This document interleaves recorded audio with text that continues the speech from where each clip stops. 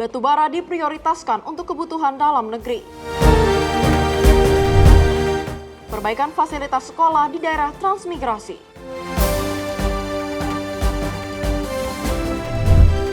AHY tinjau kesiapan angkutan di stasiun Pasar Senen.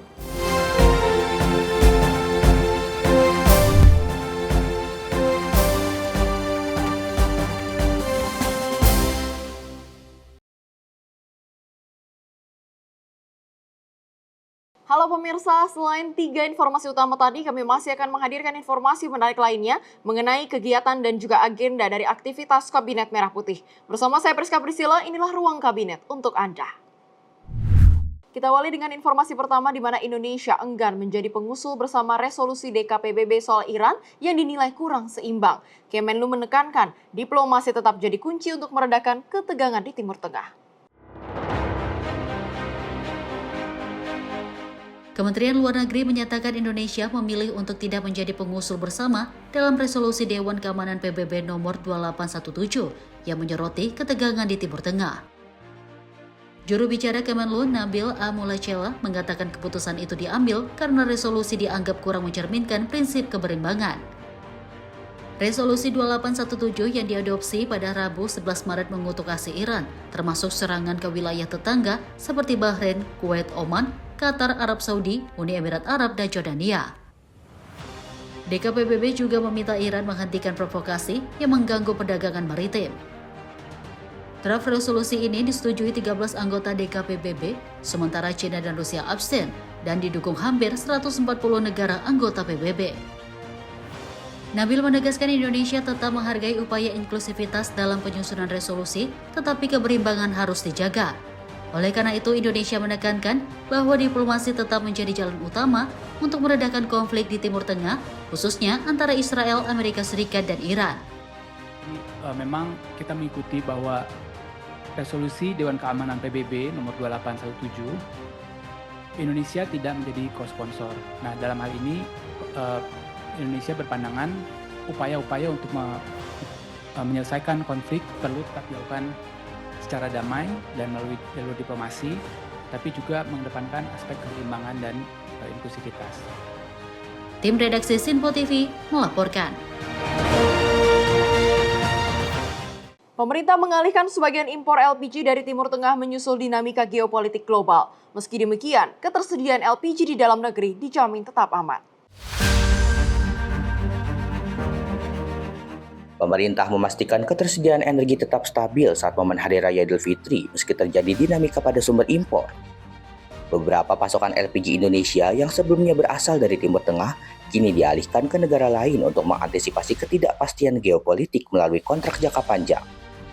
Menteri Energi dan Sumber Daya Mineral, Bahlil Lahadalia, menjelaskan langkah ini juga disertai penjadwalan kedatangan kargo LPG agar stok di dalam negeri tetap aman dan mencukupi kebutuhan masyarakat. Jadi total LPG kita dari 100% dari 7,6 juta impor itu 70-75% kita ambil dari Amerika. 20% dari Middle East. Dengan kondisi sekarang yang di Middle East kita pecah lagi untuk kita ambil kontrak jangka panjang dengan Amerika dan beberapa negara lain. Jadi RDMP kita selesaikan. Ini cukup membantu kita, Pak.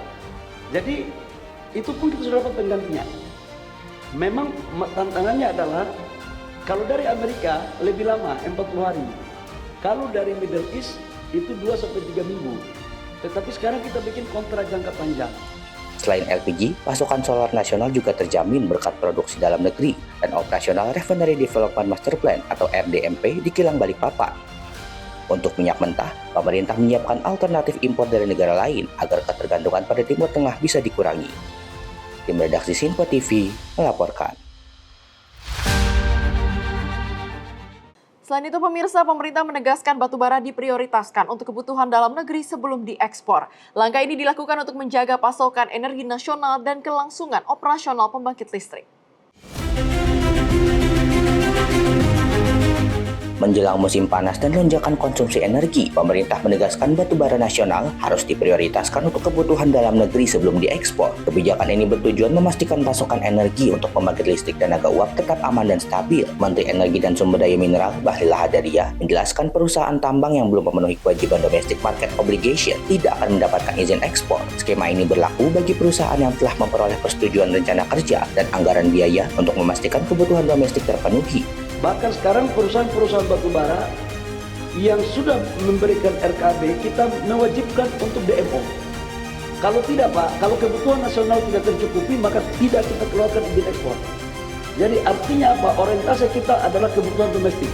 Bahkan kami telah menyiapkan campaign bahwa seluruh produk batubara yang kita hasilkan memenuhi kebutuhan negeri, sisanya baru kita ekspor. Kalau tidak, karena batubara itu barang milik negara Pak, bukan barang milik perusahaan. Selain batubara, pemerintah juga memastikan pasokan energi lain seperti LPG dan BBM tetap aman menjelang Hari Raya Idul Fitri. Cadangan batubara untuk seluruh PLTU, baik milik PLN maupun pembangkit swasta, masih berada di atas batas minimum operasional, menjaga ketahanan energi nasional di tengah dinamika pasar global. Tim redaksi Sinpo TV melaporkan. Pemerintah menyediakan hunian tetap untuk 104 kepala keluarga di Aceh Utara. Setiap rumah dilengkapi interior lengkap dan fasilitas umum, termasuk masjid untuk kenyamanan warga terdampak. Pemulihan pasca bencana di Aceh terus berjalan. Terbaru, sebanyak 104 kepala keluarga di Desa Kuala Cangkoi, Kecamatan Lapang, Kabupaten Aceh Utara, mulai menempati hunian tetap sejak Sabtu 14 Maret 2026. Kompleks hunian tetap tampak rapi dengan halaman berpaving block, drainase teratur, serta fasilitas umum seperti balai pertemuan dan masjid. Setiap rumah sudah dilengkapi dengan instalasi listrik, mesin pompa air, dan interior lengkap, termasuk kasur, lemari, kursi, meja makan, televisi, kompor, serta kamar mandi berkeramik. Pembangunan hunian tetap ini didukung oleh Kementerian Koordinator Bidang Politik dan Keamanan yang juga menyalurkan bantuan logistik dan fasilitas pendukung sejak masa tanggap darurat. Kepala BNPB, Letjen TNI Suharyanto menegaskan, pemulihan pasca bencana akan terus berlangsung tanpa henti, termasuk saat Hari Raya. Meskipun ini Hari Raya, kami atur untuk yang beragama Islam ini bisa libur beberapa hari, tapi digantikan oleh personel yang Nasrani. Pemerintah berkomitmen mendampingi masyarakat terdampak banjir dan tanah longsor agar dapat menempati hunian yang aman, layak, dan nyaman. Tim redaksi Sinpo TV melaporkan.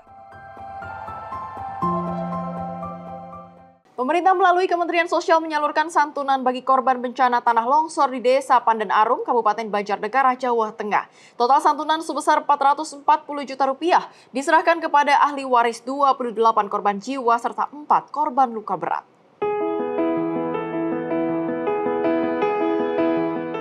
Kementerian Sosial menyerahkan santunan kepada para korban terdampak tanah longsor di Desa Pandan Arum, Kabupaten Banjarnegara, Jawa Tengah. Wakil Menteri Sosial Agus Jabo Priyono menyatakan, total santunan yang disalurkan mencapai Rp440 juta yang diberikan kepada ahli waris 28 korban meninggal dunia dan 4 korban luka berat. Bantuan tersebut merupakan bentuk kehadiran negara dalam memberikan perhatian dan dukungan kepada masyarakat yang terdampak bencana. Selain santunan, Kementerian Sosial juga menyalurkan berbagai bantuan logistik serta dukungan bagi warga yang saat ini menempati hunian sementara. Bantuan tersebut termasuk bantuan kebutuhan dasar serta perlengkapan isi rumah bagi keluarga terdampak. Pemerintah berkomitmen untuk terus mendampingi masyarakat terdampak hingga kondisi masyarakat dapat pulih kembali pasca bencana. Kami atas nama Kemensos, atas nama pemerintah pusat, ingin mengucapkan bela sungkawa yang sebesar-besarnya kepada Bapak Ibu ahli waris. Ya, mudah-mudahan almarhum, almarhumah yang kemarin terkena bencana mendapatkan tempat terbaik di sisi Allah Subhanahu wa Ta'ala. Ya, tadi sudah disampaikan ini cobaan ya, dan kita harus menerima dengan ikhlas. Tinggal kita mendoakan ya, semoga mereka mendapatkan tempat terbaik. Kementerian Sosial juga menyalurkan bantuan logistik serta dukungan bagi warga yang kini menempati hunian sementara, termasuk bantuan isi rumah bagi keluarga terdampak. Pemerintah akan terus hadir mendampingi hingga masyarakat kembali pulih. Pemerintah berharap bantuan yang diberikan dapat meringankan beban para korban terdampak serta membantu proses pemulihan masyarakat pasca bencana tanah longsor di Banjarnegara. Tim redaksi Simpo TV melaporkan.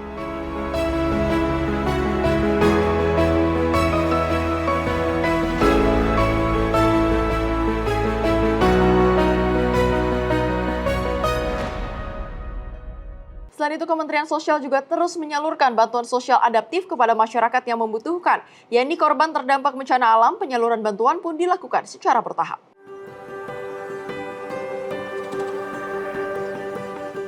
Kementerian Sosial menegaskan penyaluran bantuan sosial atau bansos aditif akan terus dilakukan meskipun menjelang Hari Raya. Menteri Sosial Saifullah Yusuf menjelaskan penyaluran bantuan dilakukan secara bertahap, menyesuaikan dengan data penerima yang telah terverifikasi, bekerja sama dengan pihak Kementerian Dalam Negeri. Menurutnya, data penerima bantuan terlebih dahulu diajukan oleh pemerintah daerah, kemudian melalui proses verifikasi berlapis sebelum bantuan disalurkan kepada masyarakat.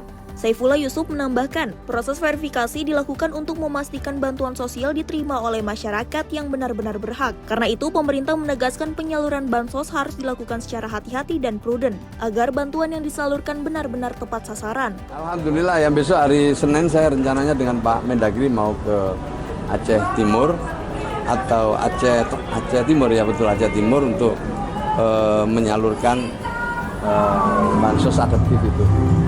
Bansos regulernya juga jalan, alhamdulillah. Nanti kita update lah ya, tapi itu proses jalan terus, alhamdulillah. Selesai sebelum Lebaran atau masih lagi? Ya, masih akan terus setelah, kan data-datanya belum tuntas. Jadi yang kita salurkan sekarang ini adalah data yang sudah selesai atau data yang terverifikasi. Jadi data yang terverifikasi itu adalah data yang diajukan oleh pemerintah daerah, ditandatangani oleh Kapolres, kemudian ada Pak Kajari, kemudian verifikasi validasi akhir oleh Kementerian Dalam Negeri. Nah, data yang dari Kementerian Dalam Negeri itulah yang akan kita jadikan pedoman untuk menyalurkan bansos. Dan tentu kita harus hati-hati, harus prudent, diterima oleh mereka yang benar-benar berhak. Kementerian Sosial berharap penyaluran bansos adaptif ini dapat membantu masyarakat terdampak bencana di Sumatera, sekaligus memastikan bantuan pemerintah tersalur secara adil dan tepat sasaran. Dari Jakarta, Dio Malau, Simpo TV melaporkan.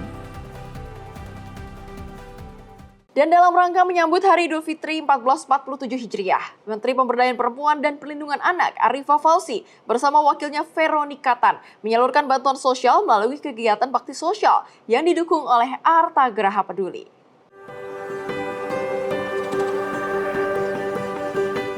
Menteri Pemberdayaan Perempuan dan Perlindungan Anak Arifah Fauzi bersama wakilnya Veronika Tan menyalurkan bantuan sosial melalui kegiatan bakti sosial yang didukung oleh Arta Geraha Peduli.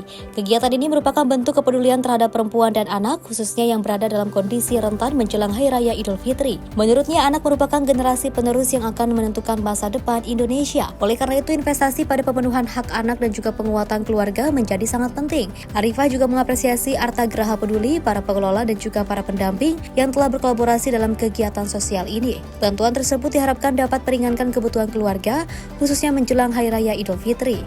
Tim redaksi Simpo TV melaporkan. Pemirsa, pemerintah memastikan pelayanan kepada masyarakat tetap berjalan meski kebijakan work from anywhere diterapkan bagi aparatur sipil negara menjelang libur panjang Hari Raya Nyepi dan Idul Fitri. Menteri Pendayagunaan Aparatur Negara dan Reformasi Birokrasi (PAN-RB) Rini Widiantini bersama Menteri Kesehatan Budi Gunadi Sadikin meninjau salah satu rumah sakit di Jakarta Barat, yaitu Rumah Sakit Darmais Jakarta Barat. Dalam peninjauan tersebut, kedua menteri ini memastikan bahwa layanan yang bersifat darurat tetap beroperasi secara normal. Rini Widiantini mengatakan kebijakan WFA bagi ASN tidak akan mengganggu pelayanan publik. Menurutnya, kebijakan tersebut justru diterapkan untuk menjaga kelancaran layanan pemerintah sekaligus mengurangi kepadatan mobilitas masyarakat menjelang masa libur panjang Lebaran. Salah satu sektor yang dipastikan tetap siaga adalah layanan kesehatan, di mana terkait hal ini di kesempatan yang sama, Menteri Kesehatan Budi Gunadi Sadikin menjelaskan bahwa seluruh rumah sakit di bawah Kementerian Kesehatan akan tetap beroperasi, terutama untuk penanganan pasien dalam kondisi darurat. Tujuan daripada kunjungan hari ini sebetulnya ingin melihat atau ingin menindaklanjuti arahan Bapak Presiden untuk memastikan pelayanan publik itu tetap optimal di masa hari raya Idul Fitri maupun hari raya Nyepi. Seperti kita ketahui, hari ini kita sudah mulai work from anywhere begitu. Tetapi tentunya kita harus memastikan layanan-layanan kesehatan, dan hari ini saya mendapatkan informasi bahwa Rumah Sakit Darmais tetap melaksanakan layanan kecuali tanggal 20 sampai 24 ya Bu Direktur ya. Itu untuk layanan-layanan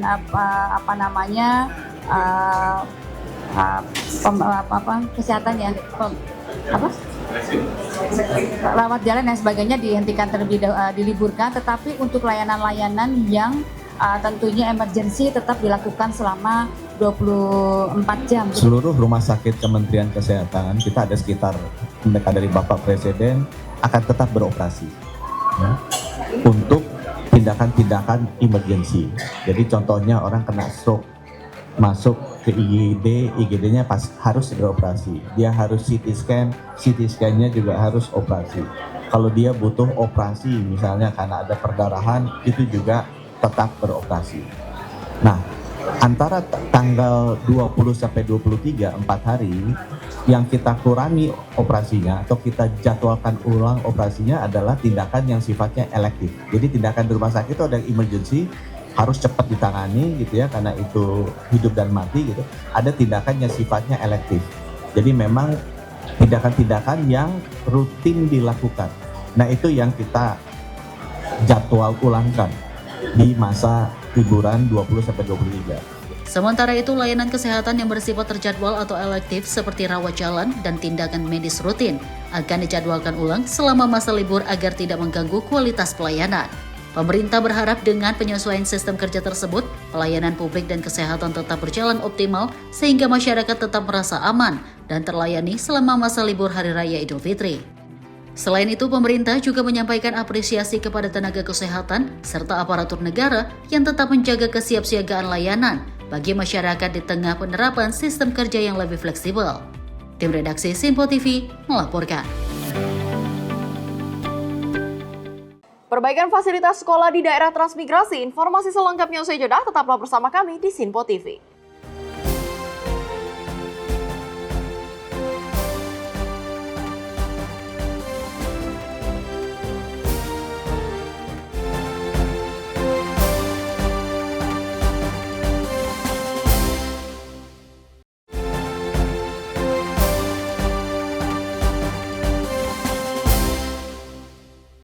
Terima kasih pemirsa, Anda kembali bersama kami di Ruang Kabinet. Kita lanjutkan ke informasi berikutnya mengenai upaya peningkatan kualitas pendidikan di kawasan transmigrasi terus dipercepat pemerintah. Sebanyak 454 toilet dan sarana air bersih dibangun serta 478 sekolah direvitalisasi untuk mendukung fasilitas belajar yang lebih layak.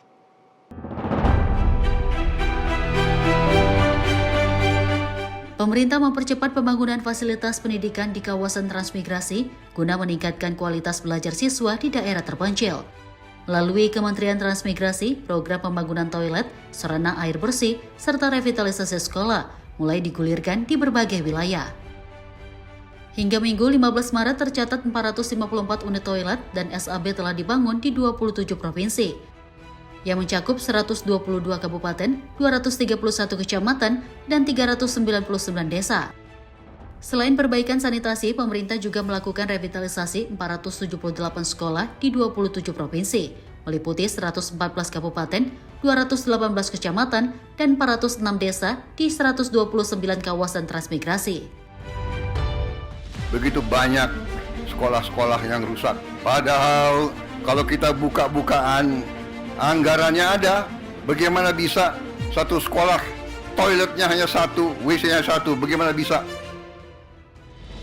Sekolah di tiap desa, sekolah di tiap kecamatan, sekolah di setiap kabupaten, inilah pusat pembangunan nasional, saudara sekalian. Karena itu sekolah harus bagus, sekolah harus bagus, harus bersih, harus baik, tidak boleh ada sekolah yang atapnya runtuh, tidak boleh ada sekolah yang tidak ada WC untuk anak-anaknya. Perbaikan dilakukan pada ruang kelas, atap bangunan, pengecatan hingga fasilitas pendukung belajar. Di sejumlah wilayah seperti Sumatera, Kalimantan, dan Sulawesi, kondisi sekolah yang sebelumnya rusak dan minim sanitasi kini berubah menjadi lebih layak dan nyaman bagi siswa. Program ini juga menjangkau kawasan timur Indonesia termasuk Maluku, Nusa Tenggara, dan Papua.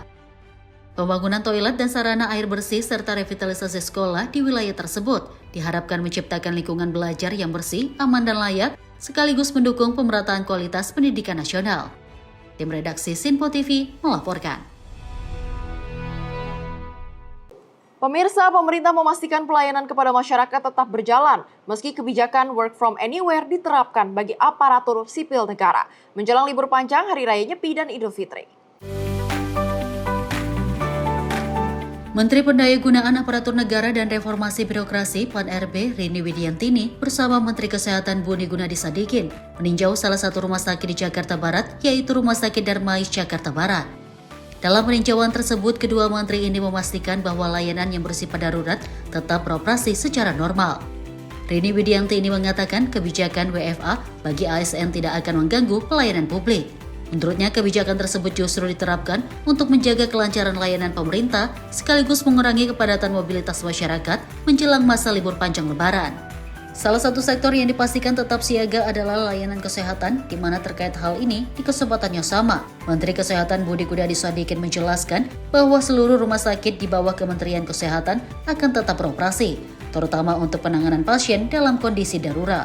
Tujuan daripada kunjungan hari ini sebetulnya ingin melihat atau ingin menindaklanjuti arahan Bapak Presiden untuk memastikan pelayanan publik itu tetap optimal di masa Hari Raya Idul Fitri maupun Hari Raya Nyepi. Seperti kita ketahui, hari ini kita sudah mulai work from anywhere begitu.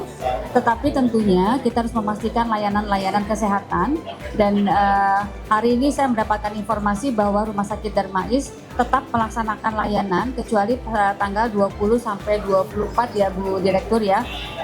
Itu untuk layanan-layanan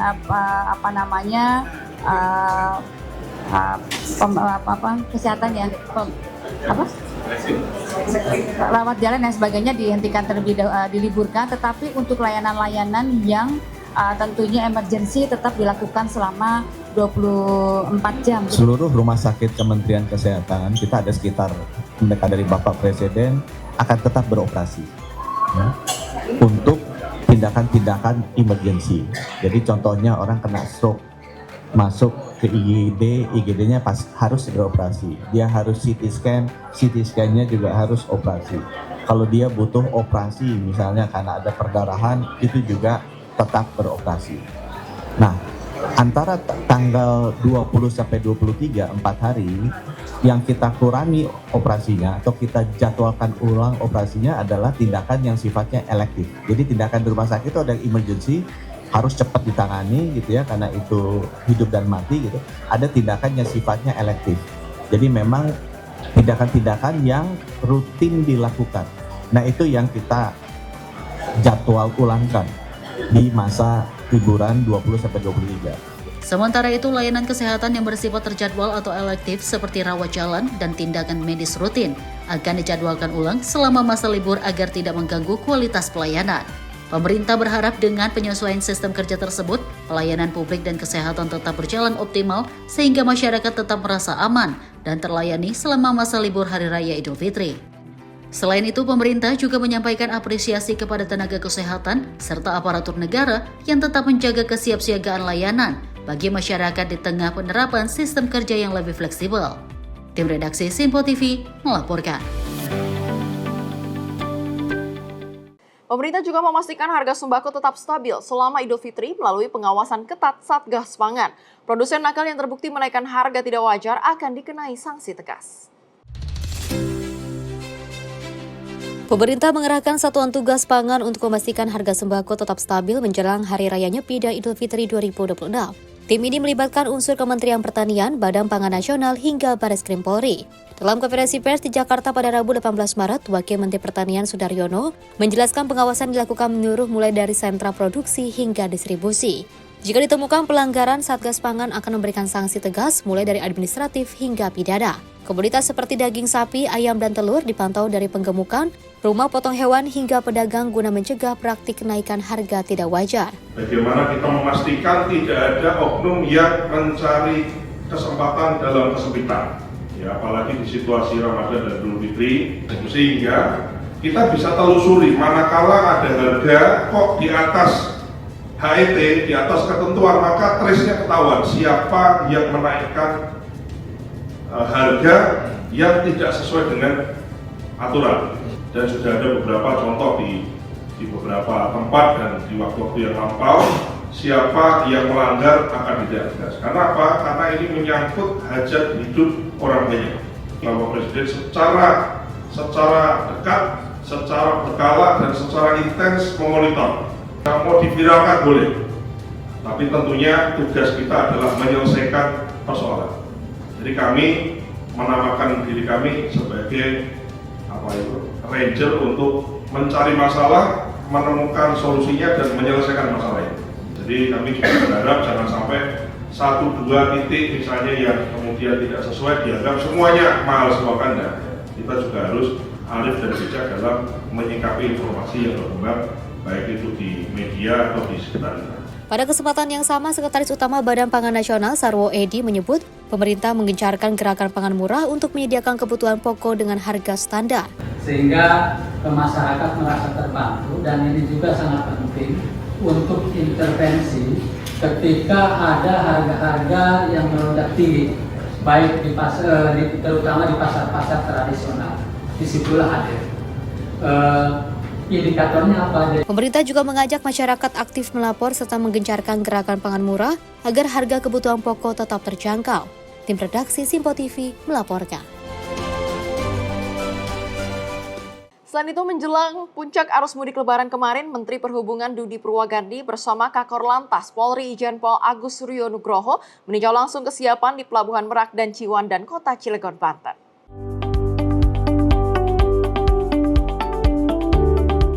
Menteri Perhubungan Dudi Purwagandi bersama Kakor Lantas Polri Irjen Pol Agus Suryo Nugroho tiba di Pelabuhan Merak pada Rabu 18 Maret 2026 dini hari, didampingi Gubernur Banten Andre Soni serta Dirut ASDP Heru Widodo. Menhub berkeliling memantau situasi penyeberangan sekaligus menyapa para pemudik yang sedang menunggu antrean masuk kapal. Sejumlah bingkisan turut dibagikan kepada para pengendara sebagai bentuk apresiasi kepada masyarakat. Usai dari Merak, rombongan kemudian bergerak menuju Pelabuhan Ciwandan guna berinteraksi langsung dengan ribuan pemudik sepeda motor. Menhub menyebut hari ini, Rabu 18 Maret, diprediksi akan menjadi puncak arus mudik Lebaran 2026.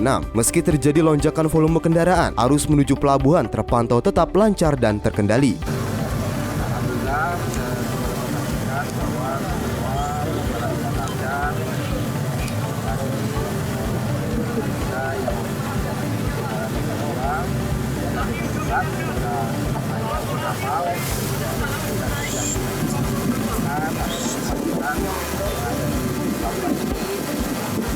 perjalanan mereka dari Bawaslu di Panjang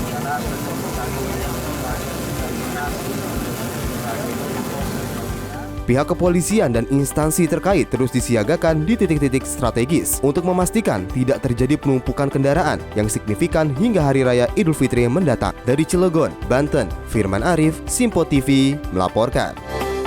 Maka dari itu, pemerintah menyiapkan infrastruktur jalan dan posko tanggap darurat untuk mudik Lebaran lancar. Langkah ini bertujuan memastikan perjalanan mudik aman dan damai.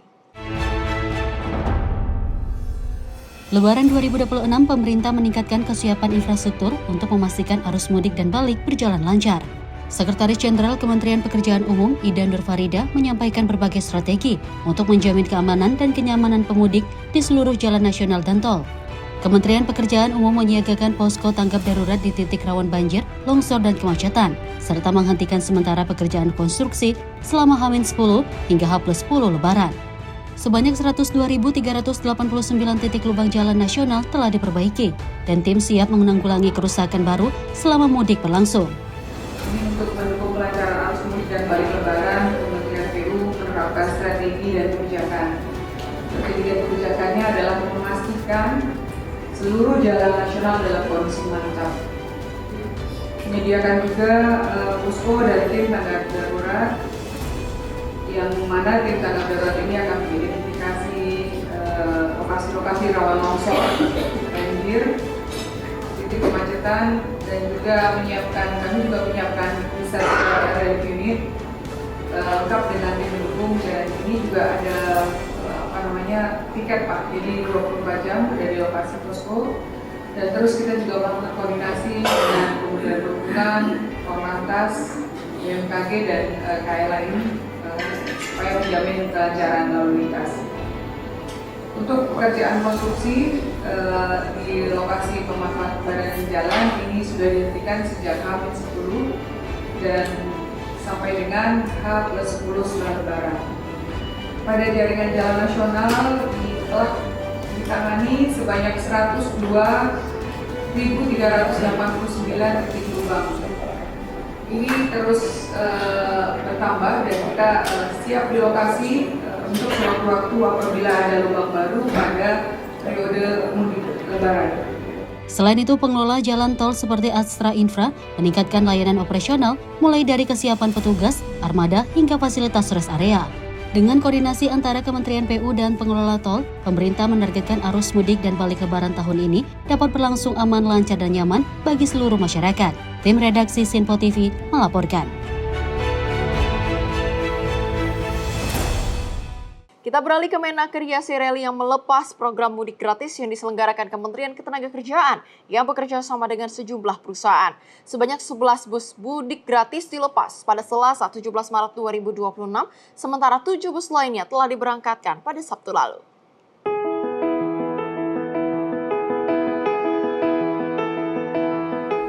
Menteri Ketenagakerjaan Yasirli melepas keberangkatan program mudik gratis bagi pekerja atau buruh tahun 2026 di lingkungan Kementerian Ketenagakerjaan. Menaker Yasirli mengatakan program tersebut merupakan bagian dari dukungan pemerintah terhadap kesejahteraan pekerja. Kemenaker menjelaskan, selain di Kemenaker, pelepasan mudik gratis juga dilakukan di sejumlah perusahaan. Menurutnya, pemerintah mengapresiasi perusahaan yang memberikan fasilitas lebih bagi pekerja di luar kewajiban regulasi. Dalam program mudik gratis di Kemenaker, disiapkan sebanyak 18 bus untuk mengangkut para pekerja ke berbagai daerah tujuan. Yasirli menilai kepedulian perusahaan terhadap pekerja akan berdampak positif terhadap kinerja perusahaan itu sendiri. Kita mengapresiasi kerjasama dari para mitra yang selama ini sudah bekerja sama dengan Kementerian Ketenagakerjaan memfasilitasi pelaksanaan mudik. Kita tentu berharap kerjasama ini akan terus berlangsung. Kita ingin bisa memberangkatkan sebanyak-banyaknya. Tim redaksi Sinpo TV melaporkan. Beralih ke Wakil Menteri Pertanian yang pastikan pasokan sembako jelang Nyepi dan Idul Fitri cukup. Pemerintah juga menjaga harga tetap terkendali agar masyarakat nyaman beribadah. Wakil Menteri Pertanian Sudaryono memastikan pasokan sembako jelang Nyepi dan Idul Fitri 2026 cukup dan harga tetap terkendali. Pernyataan ini disampaikan dalam konferensi pers di Jakarta pada Rabu 18 Maret terkait dengan kesiapan pangan strategis seperti beras, jagung, kedelai bawang, cabai, daging, telur, gula, dan minyak goreng. Menurut Sudaryono, cadangan beras di gudang Bulog saat ini mencapai 4,9 juta ton dengan proyeksi total pasokan nasional bisa mencapai 28 juta ton. Cukup untuk ketahanan pangan sekitar 11 bulan ke depan. Komoditas lain seperti jagung, cabai, gula, telur, dan ayam juga tercukupi dan diperkirakan aman hingga Mei 2026. Saya sampaikan bahwa seluruh komoditas strategis beras, jagung, kedelai, bawang merah, bawang putih, cabai, daging ayam, daging sapi atau daging kerbau, telur, gula, dan minyak goreng menghadapi Idul Fitri 1447 Hijriah sebentar lagi ini kami sampaikan dalam kondisi aman. Jadi kondisi pangan kita sangat kuat, ya sangat kuat. Tapi bukan berarti pemahamannya kalau sampai Mei, begitu Mei habis, bukan. Tapi artinya ini kan sampai Mei tahan, tapi kan ada panen dikonsumsi, ada produksi dikonsumsi dan seterusnya. Jadi kalau insya Allah kondisi dari sisi produksi kita cukup. Sekretaris Utama Badan Pangan Nasional Sarwo Edi menegaskan pemerintah terus memantau ketersediaan pangan dan menjaga harga tetap stabil agar masyarakat dapat menjalani Ramadan dan Idul Fitri dengan tenang tanpa kekhawatiran terhadap kebutuhan bahan pokok. Pemerintah terus memastikan ketersediaan pangan serta menjaga harga tetap stabil agar masyarakat dapat beribadah dengan tenang tanpa kekhawatiran terhadap kebutuhan bahan pokok penting. Tim redaksi Simpo TV melaporkan. AHY tinjau kesiapan angkutan di stasiun Pasar Senen. Informasi selengkapnya usai jeda, tetaplah bersama kami di Simpo TV.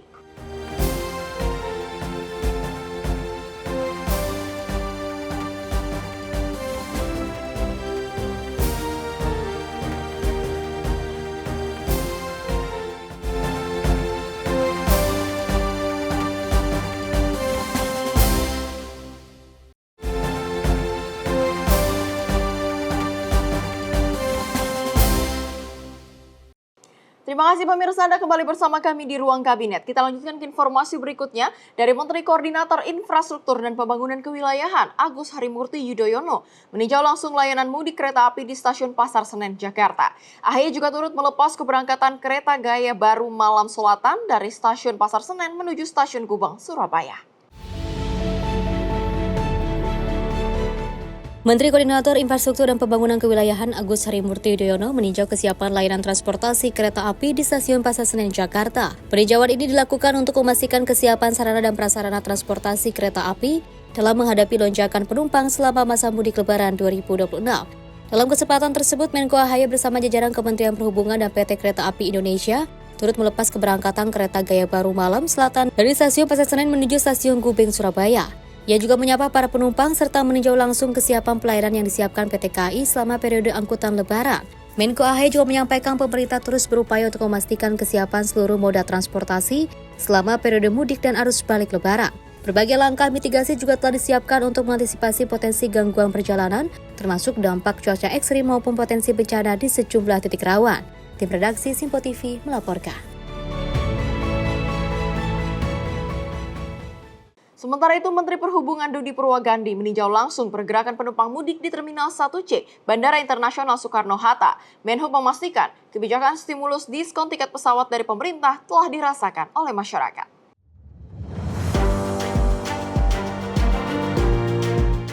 Menteri Perhubungan Dudi Purwagandi meninjau langsung kesiapan arus mudik di Terminal 1C Bandara Soekarno-Hatta. Menhub menyempatkan diri berdialog dengan sejumlah penumpang guna memastikan manfaat dari kebijakan stimulus diskon tiket pesawat.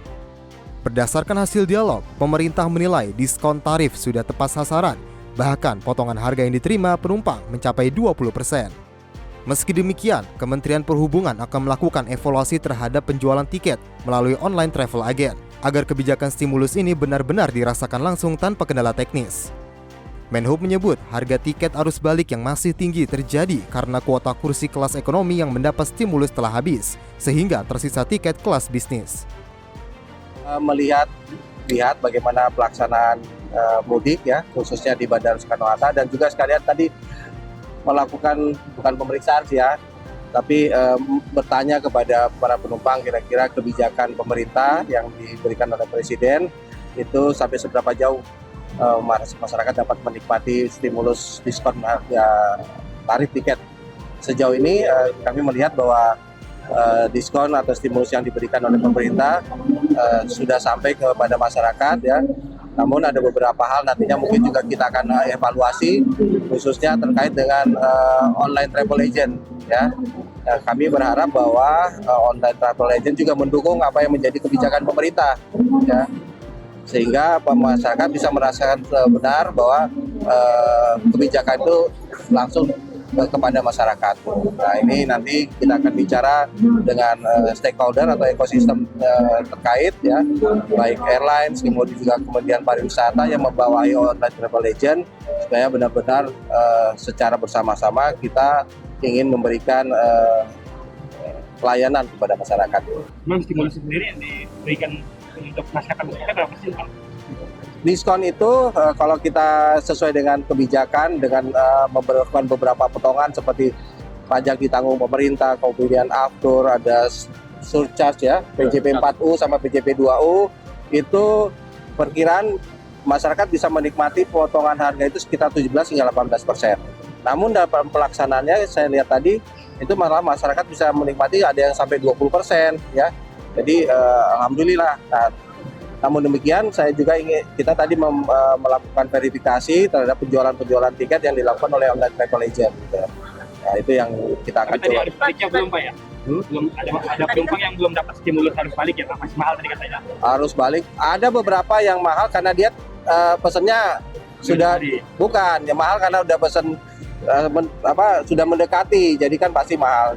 Mahalnya juga karena ketersediaan seat ekonomi yang kita berikan stimulus, kan kita berikan stimulus untuk kelas ekonomi.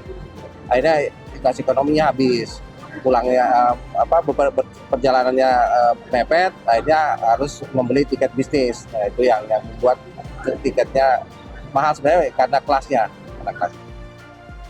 Pemerintah berkomitmen terus berkoordinasi dengan maskapai dan stakeholder terkait agar masyarakat dapat menikmati perjalanan mudik yang lebih terjangkau sekaligus mendorong kelancaran angkutan lebaran. Dari Tangerang, Banten, jurnalis Simpo TV melaporkan. Tak hanya itu saja, namun Menteri Perhubungan juga meninjau langsung puncak arus mudik di Pelabuhan Ciwan dan Kota Cilegon, Banten pada Kamis 19 Maret 2026 dini hari. Menhub memastikan operasional penyeberangan tetap lancar.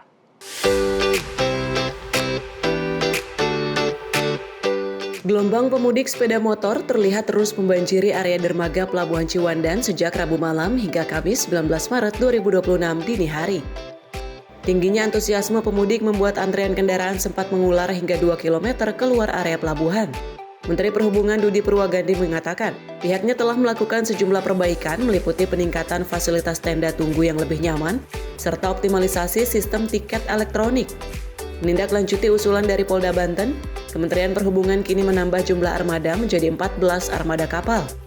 Dengan kapasitas mencapai 3.000 motor per kapal, diharapkan proses penyeberangan menuju Pulau Sumatera dapat berjalan lebih cepat dan efisien. Belajar dari tahun sebelumnya, beberapa kekurangan yang kami temukan pada tahun sebelumnya kami mencoba untuk perbaiki, terutama dari Polda Banten yang kesehariannya mengikuti dari mulai tahun kemarin bagaimana kita melakukan persiapan dan operasionalnya. Pada tahun ini beberapa perbaikan diantaranya yang simpel-simpel saja seperti tenda kami tambahkan sedikit lebih tinggi sehingga memberikan ruang udara kepada para pemudik. Meski volume kendaraan meningkat tajam, arus lalu lintas di sekitar pelabuhan saat ini terpantau tetap terkendali. Pemerintah berkomitmen akan terus melakukan evaluasi harian guna menjamin kenyamanan dan keamanan pemudik hingga Hari Raya Idul Fitri mendatang. Dari Cilegon, Banten, jurnalis Simpo TV melaporkan. Pada puncak arus mudik Lebaran 2026, kini telah dipadati ribuan pemudik, khususnya di Pelabuhan Merak, Banten menuju Pelabuhan Bakaheni, Lampung. Menteri Perhubungan menghimbau seluruh pemudik untuk tidak memaksakan perjalanan jika sudah lelah.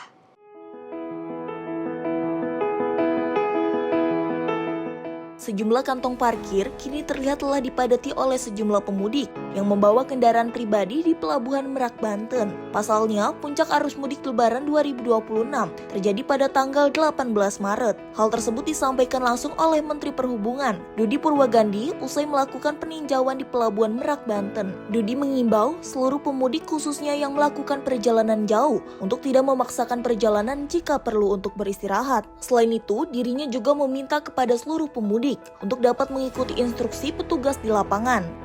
Kami juga ingin menghimbau pada kesempatan kali ini para pemudik untuk selama dalam perjalanan agar mematuhi atau mengikuti arahan dari petugas di lapangan, kemudian juga tidak memaksakan kondisinya apabila memang capek atau perlu beristirahat agar bisa beristirahat baik di sini maupun di beberapa tempat rest area yang sudah disediakan. Dari Pelabuhan Merak, Banten, Farizal Davariskiano, Simpo TV melaporkan. Sementara itu, jelang libur Lebaran kemarin, Wakil Menteri Pariwisata Nilu Puspa melakukan peninjauan ke Pantai Florida Anyar, Kabupaten Serang, Banten. Pemerintah ingin memastikan kesiapan destinasi wisata agar tetap aman dan nyaman bagi seluruh pengunjung. Wakil Menteri Pariwisata Nilu Puspa melakukan sidak ke Pantai Florida Anyar, Kabupaten Serang, Banten. Kunjungan ini bertujuan untuk memastikan kesiapan destinasi wisata pesisir tersebut dalam menyambut lonjakan wisatawan pada periode libur Lebaran dan Nyepi 2026. Dalam tinjauannya, Wamenpar memeriksa berbagai fasilitas publik, mulai dari area parkir, toilet, hingga kesiapan personil keamanan di lapangan. Ia memberikan peringatan keras kepada pengelola Pantai Florida serta pengelola wisata lainnya di Banten, agar tidak memanfaatkan momentum libur panjang untuk menaikkan tarif secara tidak wajar atau melakukan pungutan liar, di mana saat ini tarif masuk Pantai Florida tercatat sebesar 10.000 per orang. Hal ini dilakukan agar memberikan rasa aman dan nyaman terhadap para wisatawan yang berlibur di Pantai Florida Anyer. Hari ini kami dari Kementerian Pariwisata melakukan visitasi di Provinsi Banten, khususnya di Pantai Florida ini sepanjang Pantai Anyer untuk memastikan kesiapan destinasi dalam menghadapi libur Lebaran dan juga Nyepi 2026 yang kita sudah tahu bersama bahwa Banten dan sepanjang Pantai Anyer ini menjadi destinasi favorit untuk masyarakat yang berada di wilayah Jabodetabek. Kami juga ingin memastikan bahwa tidak ada pungli nantinya, tidak ada kenaikan tarif, jadi dipastikan mudah-mudahan tidak ada lagi informasi-informasi soal pungli parkir yang mahal dan sebagainya ya. Di sini tarifnya di Pantai Florida ini 10.000 per orang. 10.000 per orang di pantai ini. Tim redaksi Sinpo TV melaporkan. Selain itu ada pula Menteri Pemberdayaan Perempuan dan Perlindungan Anak yang meninjau kesiapan fasilitas di Stasiun Pasar Senen, Jakarta. Peninjauan dilakukan untuk memastikan layanan transportasi publik semakin aman, nyaman, dan ramah bagi perempuan serta anak selama periode mudik libur Lebaran. Menteri Pemberdayaan Perempuan dan Perlindungan Anak Republik Indonesia Arifah Fauzi meninjau sejumlah fasilitas di Stasiun Pasar Senen, Jakarta menjelang arus mudik Lebaran 1447 Hijriah. Peninjauan ini dilakukan untuk memastikan sarana dan prasarana transportasi publik semakin ramah terhadap perempuan dan anak. Dalam kunjungannya, Menteri PPPA meninjau berbagai fasilitas, mulai dari ruangan laktasi, ruang bermain anak dengan permainan tradisional, musola, hingga ruang kesehatan. Fasilitas tersebut dihadirkan sebagai bagian dari upaya menciptakan perjalanan mudik yang lebih aman, nyaman, dan inklusif bagi seluruh masyarakat, khususnya perempuan dan anak. Menteri PPPA juga menyapa para perempuan dan anak yang akan melakukan perjalanan mudik, serta melepas keberangkatan salah satu rangkaian kereta api yang mengangkut para pemudik. Menkominfo sudah mengeluarkan peraturan tentang pembatasan usia anak di 12-16 tahun untuk mengurangi atau tidak bermain, tidak bisa punya akun. Komentarnya Ibu gimana? Wah, setuju ya. Terima kasih banyak ya, Kak Agi itu sudah bikin link khusus buat perempuan. Kemarin kita dikasih tempat untuk promosi. Kalau boleh lagi dong tentang peraturan tidak mulai membuat akun untuk usia di bawah 16 tahun. Boleh ya? Sekarang kereta menjadi pilihan, Pak. Pemerintah menegaskan perlindungan terhadap perempuan dan anak selama perjalanan mudik memerlukan dukungan dari berbagai pihak. Masyarakat yang mengalami atau menyaksikan tindak kekerasan selama perjalanan dapat segera melaporkan melalui layanan Sapa 129 atau posko pengaduan mudik terdekat. Pemerintah berharap berbagai fasilitas dan layanan yang disediakan dapat memberikan rasa aman dan nyaman bagi para pemudik, khususnya perempuan dan anak selama perjalanan mudik Lebaran. Tim redaksi Sinpo TV melaporkan. Kita beralih ke Wakil Menteri Pekerjaan Umum Diana Kusumatuti meninjau kesiapan infrastruktur dan kondisi jalan di ruas jalan tol Jakarta Cikampek. Peninjauan tersebut dilakukan sebagai langkah kesiapan pemerintah dalam melayani arus mudik Lebaran 2026.